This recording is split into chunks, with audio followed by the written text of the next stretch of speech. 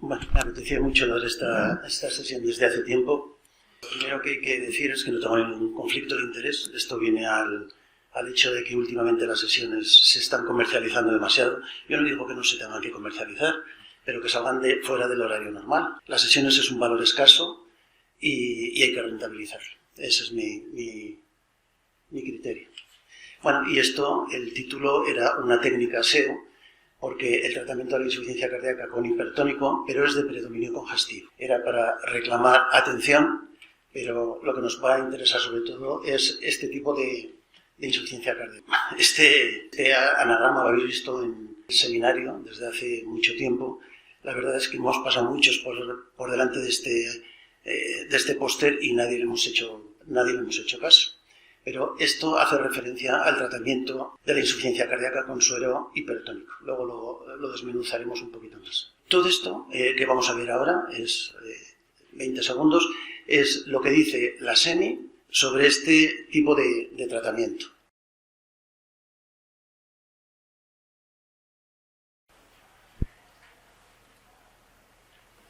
Cuando todo esto no está funcionando, porque cuando subimos los salimos hipertónicos, hay estudios que lo demuestran y está contextualizado de qué forma podríamos utilizarlos, fundamentalmente en pacientes con hiponatremia. Bueno, yo cuando vi las recomendaciones de la SEMI de la insuficiencia cardíaca y cuando vi esto, pues dije, ¿qué significará esto? ¿Cuándo hay que poner el suero hipertónico? ¿De qué manera? ¿Qué cantidad? Etcétera, etcétera. Nadie lo decía. Entonces, pues por eso me quedó interés en investigar este tema. Bueno, este es nuestro arquetipo que nos viene muy bien para entender esto, del corazón izquierdo, el corazón derecho y entre medio el pulmón, y todo trabaja en serie. Esto es un artículo muy atractivo de nefrología, donde estudian la congestión y la insuficiencia cardíaca, al que vamos a hacer referencia en varias ocasiones. Nosotros podemos tener sobrecarga por bien del corazón izquierdo, entonces vamos a tener todos estos síntomas y el tratamiento de elección va a ser vasodilatadores y diuréticos. O podemos tener sobrecarga del corazón derecho, principal motivo de nuestra sesión, y aquí lo que nos va a interesar sobre todo es el tratamiento con diuréticos. Ya veis que es diferente tener una insuficiencia cardíaca de predominio izquierdo que de predominio derecho o biventricular, que es como vemos con mucha frecuencia. Bueno, una cosa que está ahora un poquito de moda es esta otra clasificación de la insuficiencia cardíaca en húmedo, congestivo, etcétera, etcétera, y sobre todo porque ya vemos aquí que los diuréticos en cada tipo de insuficiencia cardíaca goza un puesto diferente. En unos es el principal tratamiento y en otros es un lugar muy, muy secundario. Entonces, lo que vamos a hablar es mucho de diuréticos y tenemos que saber un poco algo de diuréticos para entender de la fisiopatología, de la farmacocinética de los diuréticos, para entender lo que vamos a decir a continuación. Todo esto me lo he tenido que estudiar y como me ha salido para mí, creo que os servirá también para vosotros. Lo primero, que la concentración, un valor muy importante a determinar es la concentración de sodio en orina, es lo mismo en miliequivalentes que en milimoles, aproximadamente es de 100 a 200 en condiciones normales de 24 horas, y después otro concepto muy importante es la excreción fraccional de sodio. Saber que tenemos dos tipos diferentes de nefronas, las corticales y las medulares, estas son el 80%, estas el 20%, y que su fundamento es completamente diferente de funcionamiento. Uno lo que pretende es filtrar y el otro lo que pretende es concentrar. Y esto es importante, porque cuando nosotros damos Seguril, este redondelito de aquí pretende ser el Seguril, esto es la rama arterial del túbulo contorneado. Entonces el Seguril se transporta por secreción activa desde el vaso hasta el túbulo, no se filtra, porque va a depender sobre todo del tipo de circulación que tenemos y después va a necesitar de proteínas para el transporte, de forma que vamos a necesitar un porcentaje determinado de proteínas. Cuando nosotros tendremos hipoproteinemia, pues es uno de los factores que el Seguril no va a ser eficaz. Y una vez de que lo tenemos en el túbulo contorneado proximal, va hasta el distal y entonces es aquí donde bloquea la sodio-potasio-cloro y es donde ejerce su función. Primer concepto importante. Segundo concepto importante, que cuando nosotros damos Seguril no es lo mismo tener un riñón sano que un riñón enfermo. Y esto es lo que se denomina eficiencia diurética. Cuando nosotros damos un Seguril, la excreción de sodio por el riñón aumenta de forma espectacular. Si nosotros tenemos un riñón enfermo, por el motivo que sea, porque no filtra, porque no tienes vascularización, porque no tiene proteínas, etcétera, etcétera, este techo terapéutico con un sodio de 200 se nos va a quedar por aquí abajo. Entonces, esto de la eficiencia diurética es una cosa importante que nos va a ayudar a entender por qué en determinadas circunstancias el diurético sí que es muy eficaz y en otras no va a ser eficaz. En ese artículo que nosotros hemos hecho referencia, habla de todos estos conceptos. Cuando nosotros damos el Seguril por vía oral, nosotros tenemos que tener una indemnidad del epitelio del intestino para que se pueda absorber y producir una concentración de Seguril en sangre en condiciones adecuadas. Si nosotros tenemos una insuficiencia cardíaca y tenemos un edema de pared, la concentración de Seguril en sangre va a disminuir de forma importante. Y después estos dos son dos conceptos muy importantes, que cuando nosotros damos el Seguril se produce una acción muy manifiesta y un bloqueo de la reabsorción de sodio, pero siempre y cuando haya Seguril en el túbulo. Si no hay Seguril en el túbulo, esto no va a ser eficaz. Entonces, un concepto muy importante es que cuanto más Seguril tengamos nosotros en el túbulo, pues mejor, más eficaz va a ser. Porque, ¿qué es lo que condiciona? Cuando nosotros tenemos una hiperconcentración de Seguril en el túbulo, este va a ser muy eficaz, pero cuando desaparece el efecto del Seguril, vamos a tener un efecto rebote de la hipernatremia que nosotros tenemos como efecto del Seguril en el túbulo contorneado distal. Vamos a tener un hiperaldosteronismo secundario que lo que va a producir es una hiperreabsorción de sodio que muchas veces va a bloquear todo el efecto inicial del Seguril. Y este concepto también es importante. Podemos llegar a tener un balance negativo de sodio o un balance positivo en dependencia del hiperaldosteronismo secundario que nosotros tengamos secundario al Seguril. Y después, cuando nosotros tenemos una insuficiencia cardíaca, esto es lo que nosotros habíamos dicho del concepto de eficiencia diurética. Cuando nosotros tenemos una insuficiencia cardíaca, por todos los motivos que nosotros habíamos dicho, esta curva se desplaza a la derecha y pierde la eficiencia diurética. Por falta de vascularización, por hipoproteinemia, por edema de pared, etcétera, etcétera.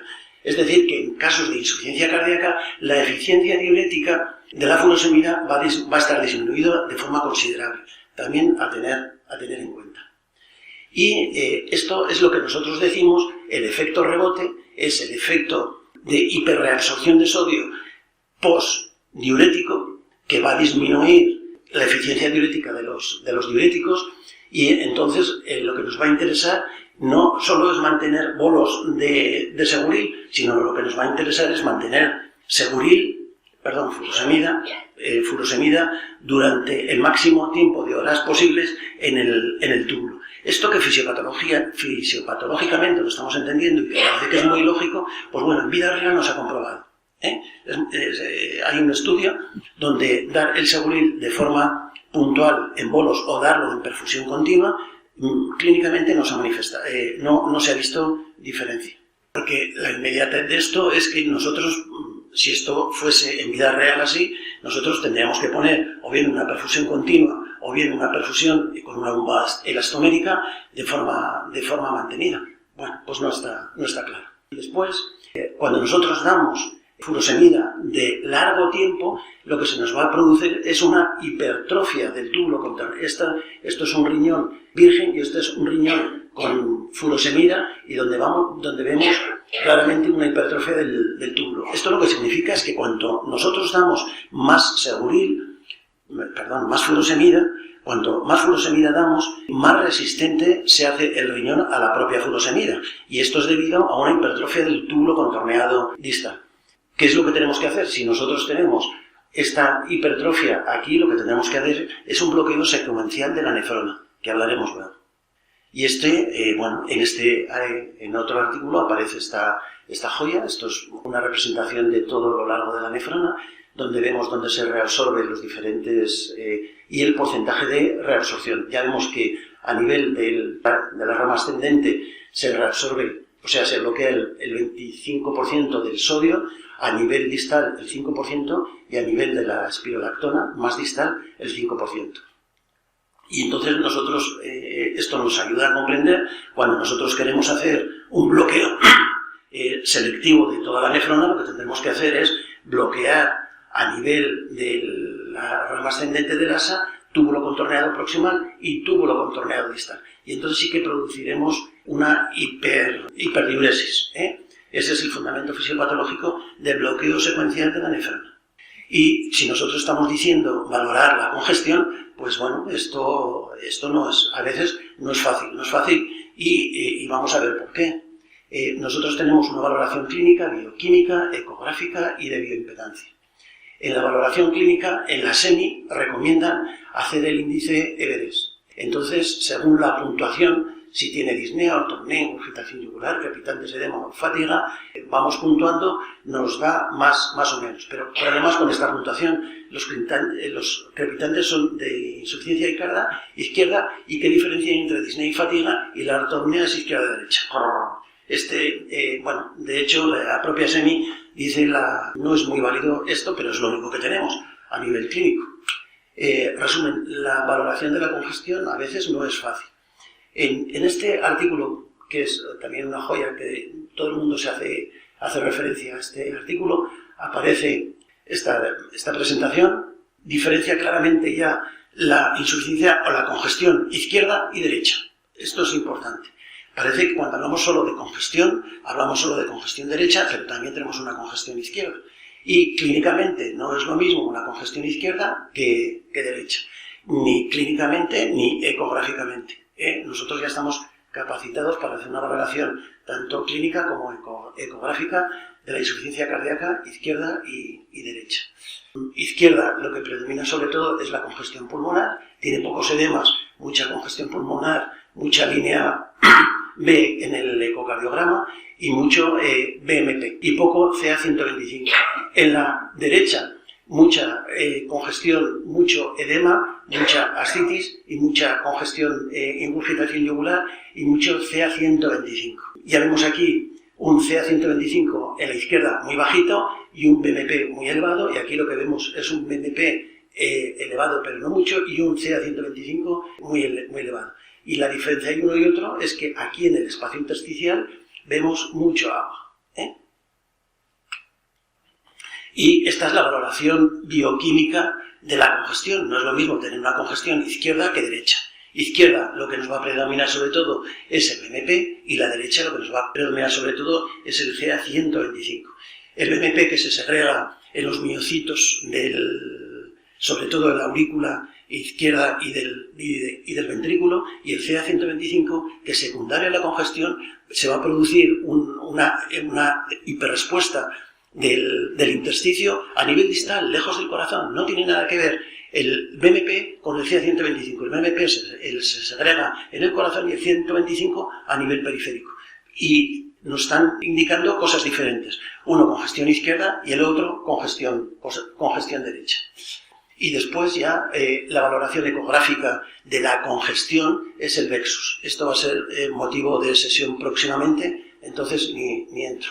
Pero ya os anuncio que este es un tema muy interesante, que se va a hacer una sesión. Y después, pues la bioimpedancia. Esto yo lo descubrí hace mucho tiempo, que los nefrólogos, cuando van los pacientes a la consulta, les hacen una bioimpedancia y ven la cantidad de agua que les sobra. Ahora ya sabéis que está muy de moda las consultas conjuntas cardio-renal, y entonces el renal lo que aporta sobre todo es la bioimpedancia, ve la cantidad de agua que sobra. La bioimpedancia lo único que hace es medir las diferentes composiciones corporales de los diferentes estamentos, músculo, grasa, agua, lo que sea. Y entonces, en este caso concreto, lo que nos interesa es ver la cantidad de agua que nos sobra. Y nosotros hacemos una bioimpedancia y decimos a este paciente le sobra 4,5 litros o le sobra 1,5 litros. Por esto, este dispositivo que lo emplean los endocrinos para ver otras cosas. En la insuficiencia cardíaca lo que nos interesa es ver la sobrecarga de agua. Y claro, porque la congestión, si estamos diciendo que la congestión, nos estamos esforzando muchísimo en valorar la congestión, es porque la congestión nos pone y nos quita muchas cosas. Este es un artículo recientemente publicado en el 22, donde se analizan 18.000 pacientes y se valora la congestión, y entonces lo que vemos es que contra más signos congestivos tienes, más reingresos tienes, más mortalidad tienes, más etcétera, etcétera. Es decir, que tenemos que ser exquisitos en la valoración de la congestión. Bueno, y ya vamos centrándonos más ya en la insuficiencia cardíaca, entonces vamos a repasar qué es lo que dice la SEMI sobre el tratamiento de la insuficiencia cardíaca congestiva. Es una copia integral de este artículo que os he dicho antes sobre la Sociedad Española de Cardiología, que hace un manejo del tratamiento diurético. La SEMI es una copia integral de este algoritmo. Lo que vamos a ir desmenuzando a partir de ahora es una copia de este algoritmo. Después la Sociedad Europea de Cardiología también hace referencia aquí y la Sociedad Española de Cardiología también. Bueno, entonces en la fase congestiva nos va a interesar sobre todo son los diuréticos. Al ingreso puede suceder que el paciente lleve, nosotros vemos al paciente, tiene disnea, tiene edemas, tiene ingurgitación yugular, lo que sea, congestión izquierda-derecha, y puede suceder que no lleve tratamiento diurético previo o que lleve tratamiento diurético previo.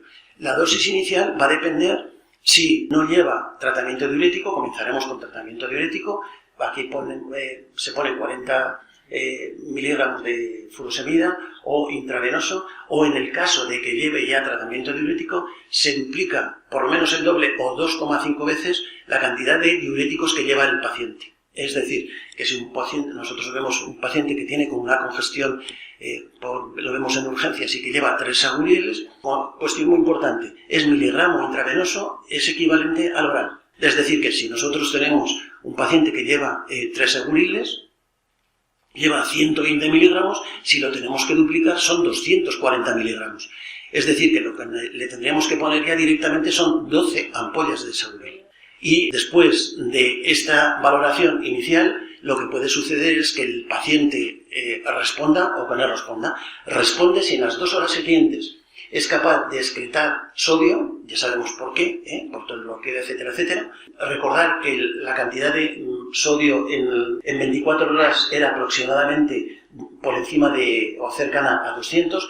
Entonces, nosotros aquí lo que damos es miliquivalentes litro, 50-70 miliquivalentes litro o un volumen de orina, a 100-150 mililitros por hora. Nosotros, si llega el paciente a urgencias, toma 3 saguriles, decidimos que hay que ponerle 240 miligramos, le cargamos 3 o 4 ampollas y esperamos las 2 horas siguientes. Recogemos la orina en cálida, vemos la natriurea que está teniendo el paciente y vemos si la furosemida está bloqueando todo lo que tiene que bloquear y la cantidad de orina. Si nos va bien, perfecto, no hay ningún problema. Mantenemos la misma dosis cada 12 horas. El paciente orina en las 2 horas siguientes con una natriurea de 75 miliequivalentes litro y nos orina 400 mililitros, fenómeno. Pues entonces continuar con la misma dosis. El problema viene aquí. El problema viene cuando no orina. ¿Qué demonios le está pasando? Damos por hecho que tiene una función renal normal. ¿Qué demonios está pasando a ese riñón aparentemente con una función renal normal que después de 4 ampollas de saguril no está orinando?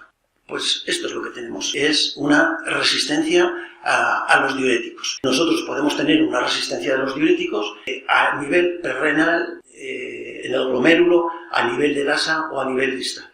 Bueno, esto es tan importante que esto sería motivo de otra sesión.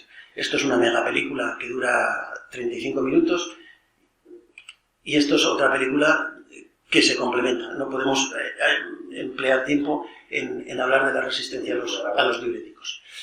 Y cuando nosotros tenemos resistencia a los diuréticos, lo que vamos a hacer es esto. Esto lo vamos a explicar un poquito más adelante. Entonces, cuando nosotros tenemos que no nos orina, lo que tenemos que hacer es duplicamos la dosis que nosotros habíamos puesto aquí. Aquí ya la habíamos duplicado, pues ahora la duplicamos de nuevo. Que no resulta eficaz o que buscamos otra alternativa, hacemos un bloqueo selectivo de la nefrona. Ya sabemos cómo.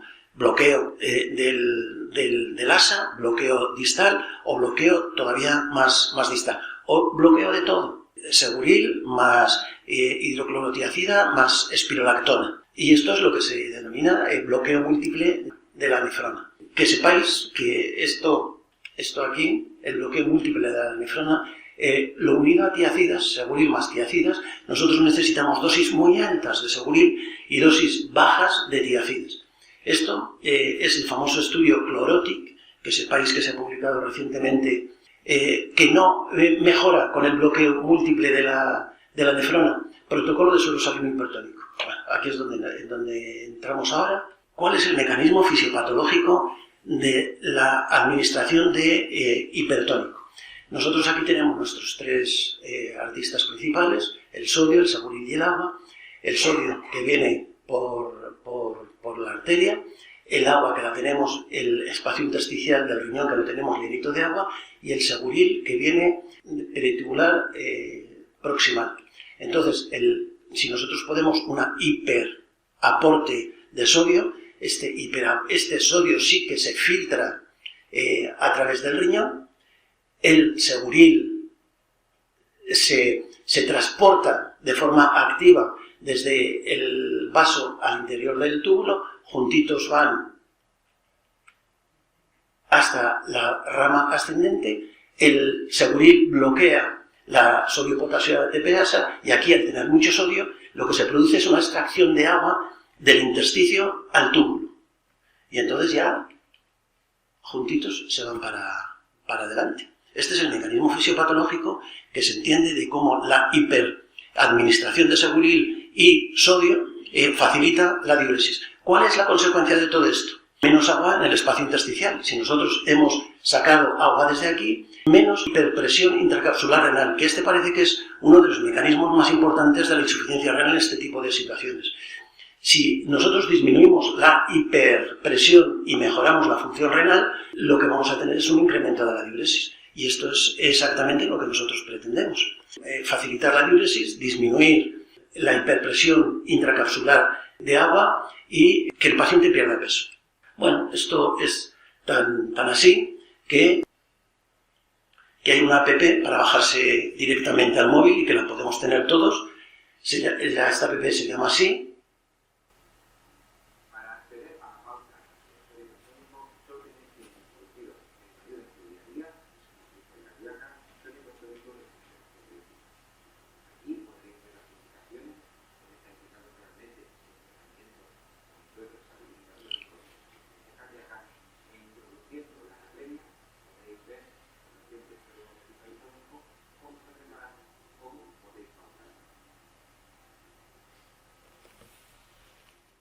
Entonces vamos aquí al suelo hipertónico y si no hay respuesta, valorar ultrafiltración.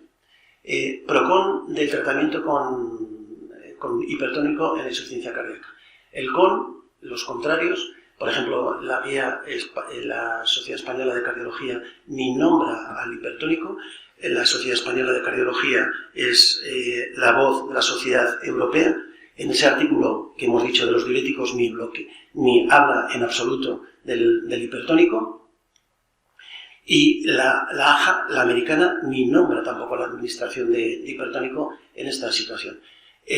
Los que van a favor de esta situación, pues, por ejemplo, si la Sociedad Española de Cardiología ni lo nombra, este es el anagrama que nosotros hemos visto arriba en el seminario, y este está patrocinado por la Sociedad Valenciana de Cardiología, y en toda esta rama es donde nos aparece la administración de suelo salino hipertónico. Y después hay muchos estudios de suelo salino hipertónico. Esto es lo que da repelús al clínico a una situación de congestión sistémica. Administrar suelo salino hipertónico parece que vamos a producir una sobrecarga de volumen y de sodio y que nos va a empeorar. No es así. En ninguno de los estudios, de los que vamos a ver ahora alguno, se produce un empeoramiento de la congestión. Lo que nos interesa es administración sodio cortito, agua cortita y mucho furosemida, tal lo que nosotros hemos dicho. No se produce una descompensación de la insuficiencia cardíaca. Muy importante. Y a partir de aquí pues ya vienen varios estudios, tanto en el hospital como en España y en todos los sitios, de la administración de suelo hipertónico en este tipo de situaciones. Antes y después, y nosotros aquí lo que conseguimos pues efectivamente es un aumento de la diuresis y una pérdida de peso, que es en realidad lo que nos interesa, mejorar la congestión. Más artículos, y bueno, pues ya para finalizar con este metaanálisis que hace un resumen 3000, donde se ve que la función renal mejora, donde se ve que la diuresis mejora, donde se ve que no hay diferencias en el BMP, que el peso corporal disminuye y que la estancia hospitalaria disminuye. Estos son todos los artículos que hace referencia ese metaanálisis, y ya vemos lo heterogéneo que es de la administración del suero hipertónico. Hay artículos en los que se pone una vez al día, 2 veces al día, 125 miligramos de furosemida, 250 furosemida, 500 de furosemida, 3 días, 7 días, 6 días, es decir, muy heterogéneo. Nosotros lo que sabemos es que este tipo de situación hay que ponerle suero salino hipertónico y mucho seguril, y cuánto, pues según los resultados de este metaanálisis, que mejora la mortalidad, mejora la alta hospitalaria, mejora la función renal y mejora los reingresos. Para el manejo de esto, yo creo que hace falta solo que una guía haga una recomendación formal para que esto se extienda ya de forma importante. ¿Y cómo administrar esto? Es lo que nosotros hemos. Pues, por ejemplo, la Sociedad Española de Cardiología da dosis muy pequeñitas, una vez al día, durante los días que sea necesario. La Sociedad de Andaluza pues tiene aquí otro protocolo. Lo único que hace, hay gente que mira según el sodio plasmático, pone más o menos hipertónico, no parece que esto sea muy importante. O la SEMI también vuelve a recomendar que administrar suero hipertónico cuando nosotros tengamos sobre todo hiponatremia. Bueno, pues ya para finalizar, ideas para llevar a casa, que el suero hipertónico también existe, yo creo que es una arma que tenemos que emplear, reivindicar el CA-125 para urgencias, como lo hacen ya en muchos sitios, para valorar la insuficiencia cardíaca derecha, y reivindicar el dispositivo de bioimpedancia para la valoración clínica de la congestión.